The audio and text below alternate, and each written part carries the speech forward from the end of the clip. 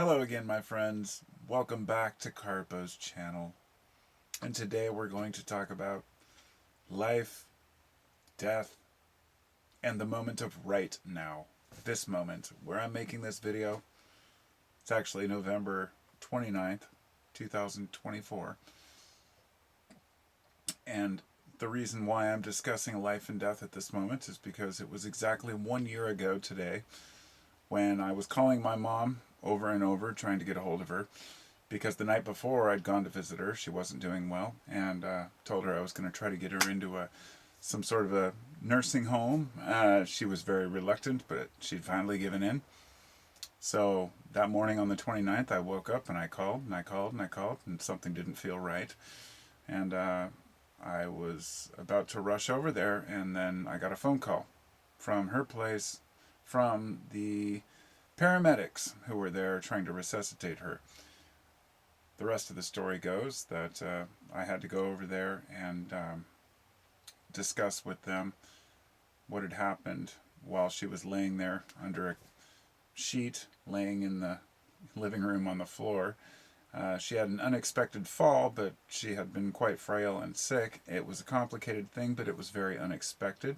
It was painful, and it's still painful a year later, as you would expect. I'm not here for sympathy. I don't want to hear, oh, I'm so sorry your mom died. I'm sure somebody will want to say that, and I get it. I understand. I appreciate sympathy for the deceased and those who have lost people. But my point here isn't to reminisce or to grovel. My point here is to say I've been through a lot of shit in my life, and when I was 15 years old, my father died. He got cancer. We watched him wither away in our living room for a year on this hospital bed until he was like basically skin and bones, and the cancer started out as carcinoma in the lungs, but it spread to the liver and the brain, the lungs, everything, and he uh, basically was kind of out of it, a moron by the end.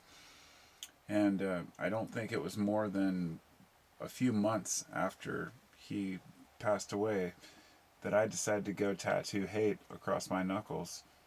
And I still have the spider web and the hate on my knuckles to this day from a subconscious desire to be angry at the world and to blame the world for my problems. No, I was never a skinhead. No, I was never violent or joined into gangs.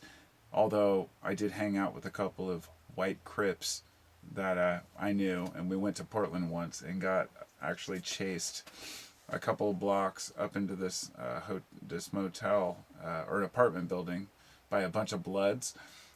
Because back in the late 80s, that was actually a thing.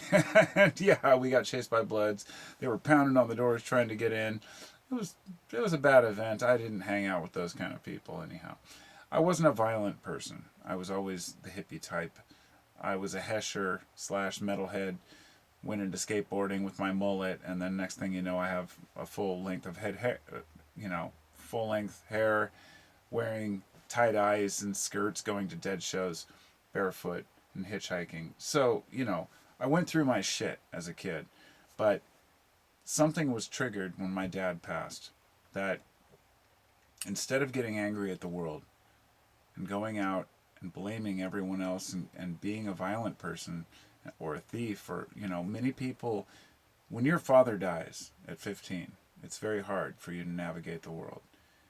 But I chose, I guess subconsciously, to do the hippie deadhead thing and to be one of the kinder people within that community, because actually that was a separate video topic I was going to make, which is hippies aren't what you think, or hippies are, if the average people are kind of a little angry, maybe a little happy, a little angry, hippies are the opposite. You see people who are ecstatic and people who are totally angry and screaming at each other.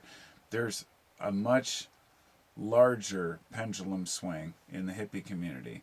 So there's a lot of, yeah, I love you, bro, but there's also a lot of fuck you, man. And it's very hard to explain, but this seems to go within human nature.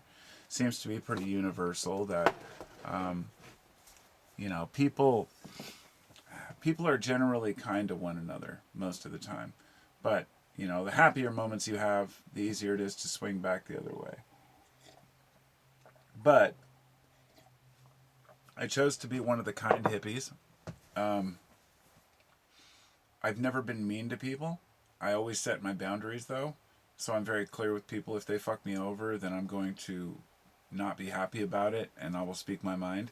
But I've never been violent with anyone. I've only been in a fight when I was in junior high and I had to defend myself from some bully. But we were friends in the end, you know. I uh, I wasn't the violent type, but there's always this underlying rage that comes with losing not just a father at a young age, but I mean, that was a huge part of it. But from navigating this crazy world by myself without a father, and then trying to figure out what I should be doing with my life, who I should be, still trying to figure this out. And I'm doing the best I can, as most dudes are. But even having a dad that's a total dork or what you would consider a loser, if you have one, be grateful. That's all I can say. It's a very difficult job. I am a father of 3 boys. One is 12, one is 15, and one is 30. They're all multiples of 3 right now, and it's a very interesting time. Very grateful for who my kids are, you know. And I don't take credit for that. I just I don't try to steer them in the right direction, but corral them away from trouble as much as possible. And I suppose that's what my dad did and what my mom did. So when my mom passed away a year ago today, it was, let's just say, a shock at the moment, and still kind of is. They say it takes about a year for it to really sink in when you lose somebody quickly like that. My mom, my wife's mother, she lost her mom just a couple months before that. But it was expected. She was, they'd had everybody by her side, and it makes a big difference, because her mom had said, she sees her angels, but she wasn't ready to go yet, and there, there's that piece of knowing a person just let go finally, as opposed to somebody slipping and falling or whatever the situation might be, or a person shooting themselves, especially the way that a lot of people die is horrendous, and it's unfortunate they leave people behind with that mess. That wasn't the case for me, but for a lot of people, I can't even imagine walking in on a scene where somebody had done it to themselves. It's a horrible experience. If you're ever experiencing any feelings like, everyone says this in a video where they mention suicide. Even saying that word triggers the algorithm to not recommend this video, and that's fine. But it's a serious issue. And if you ever have any feelings like that, please contact somebody, talk to somebody, anybody. Reach out to a stranger on the internet. Anything you can do. There are people who care. I've talked to people personally who, it's hard for me because I'm not a counselor, okay? I think I would love to help people in that way, but it's very hard for me to know exactly what to say.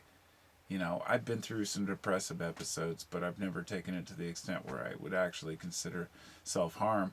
And those who do, I empathize with immensely. But there are ways to get around it by talking to people, at least for a time. So do what you have to do. Take care of yourself, protect yourself. The point being, we're always going to lose loved ones. When you lose your parents, it's pretty fucked up. But like one of my best buddies, Scott, I've only got a few good friends, and my friend Scott, he's a little younger than me. His brother was my age. I'm 49. He died about a year and a half. Well, he died a year ago, I guess. See, when we went out to the beach house with them, we were celebrating our friendship with me, him, and my buddy Kevin and my brother. But we also were celebrating Doug's life, his brother who had just died, and my mom who had just died right after that. I can't recall the actual day Doug died, but it was around the same time. And it was horrible because his brother was my age. And he died from, uh, it was a brain cancer. And it was probably from the burn pits in Iraq. And, he was proud of his service, but, you know, his service wasn't proud of him. As the U.S. government has made it very clear, they're not too interested in giving a shit about their soldiers. And I say that because my father was probably exposed to Agent Orange, and he died from carcinoma, which could have been caused by Agent Orange, but they didn't allow lawsuits against the military or award any funds. They didn't even acknowledge Agent Orange until 1992. Well, my dad happened to die in 1991 after we watched A Long Slow Death. So my shame goes straight to the U.S. military for sending soldiers into battle zones for complete bullshit, like they did with Vietnam, like they are doing in Iraq and right now in Israel and elsewhere. It's shameful that we live in a time like that. Not to be too controversial, but young men are desperate to understand themselves.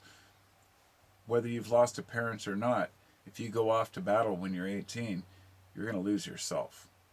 And then your parents will be the ones who are consoling you rather than you trying to help your parents. And goddamn, what a world we live in, right? So, I want to say this wasn't meant to be political in any way, and I guess it wasn't, really. But the funding, the amount of money we spend on our military industrial complex, a lot of people would deny that's even a term, but of course they would, because there's a lot of money to be made. Companies like Halliburton, we don't forget that Dick Cheney, was basically like a huge stakeholder there in Halliburton, which ran Iraq and sold everything from weapons to toilets. But it's hard for me to acknowledge that the rest of the world sees lives as games. Because when you do lose a loved one, whether it be to cancer, whether it be an accident, whether it be purposeful, whether it be negligence within a company that produces a chemical and just pipes it out into the stream that doesn't want to admit it, that maybe contaminates wells in the area, or a company that, pumps oil and then just leaves the shaft open. And, people need to be held responsible for the things they do. A, I'm not opposed to using natural resources. I'm not opposed to the fact that we need to have soldiers to go to war, because sometimes we have to defend ourselves. But let's be straightforward here. The people who are running the show, they're completely full of shit, and they've been lying to us the whole time. So why do people still defend them? I'd love an answer to that. Whether it be old school politicians or the guy who just became president again for the second time. I want to know exactly what these people intend to do for you as an individual and help us as people, but especially those who, they claim are some of the most important people, those who have fought for our country, are treated like the worst, garbage by the system. Sad times, but we can do better, and we will. At any rate, that's all I got for today. I actually have a live cast coming, I think, so I better get on that. Start thinking about what I'm going to talk about. Peace out. I'll see you next time. Just, I guess I was reminiscing a bit. I've lost ones I love. My friends have lost ones they love. We've all lost people. And it's not about the loss, it's about the gain. Because we have to live on. And when I die, the last thing I want is people sitting around pitying themselves. So don't do it. Get on with life. Make the best of it. Peace and love. See you next time.